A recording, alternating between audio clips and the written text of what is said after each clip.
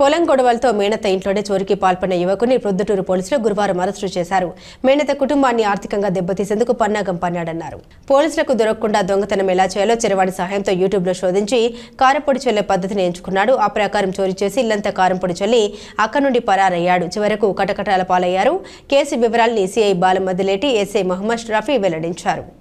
గత నెల 12వ తారీఖు 12 నవంబర్ 2024 సంవత్సరం ప్రొద్దుటూరు మండలం నంగనూరుపల్లి గ్రామంలో మునయ్య ఆర్టీసీలో ఏపీఎస్ ఆర్టీసీలో ఏఎస్ఐగా పనిచేస్తున్నటువంటి మునయ్య ఇంట్లో రాత్రి గుర్తు తెలియని వ్యక్తులు దొంగతనం చేసి అతని దగ్గర నుంచి బంగారు ఆభరణాలు దొంగిలించుకుపోయినారని చెప్పేసి ఫిర్యాదు పైన కేసు తాలూకా పోలీస్ స్టేషన్లో రిపోర్ట్ కావడం జరిగింది.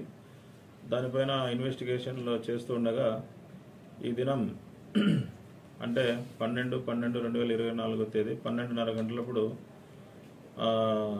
పులివెందుల తాలూకా వేముల మండలం రాచకుంటపల్లి విలేజ్ సంబంధించినటువంటి వినోద్ అనే అతను ఈరోజు తాలూకా ఎస్ఐ రఫీ అరెస్ట్ చేసి అతని వద్ద నుంచి 15 గ్రాముల 15.5 గ్రామ్స్ గోల్డ్ రికవర్ చేశారు.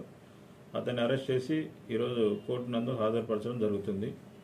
ఇది మనకందరికి తెలిసిందే. నంగనూరుపల్లిలో కారంపొడి చల్లి ఆ రోజు ఈ దొంగతనం జరిగినటువంటి సంఘటన అందరికీ విదితమే. ఇందులో ఈ ముద్దాయిని పట్టుకోవడానికి మా యొక్క తాలూకా ఎస్ఐ మరియు వారి సిబ్బంది విశేష కృషి చేసి అతన్ని పట్టుకొని ప్రాపర్టీ రికవర్ చేసి బాధితులకు అప్పగించడం జరుగుతుంది.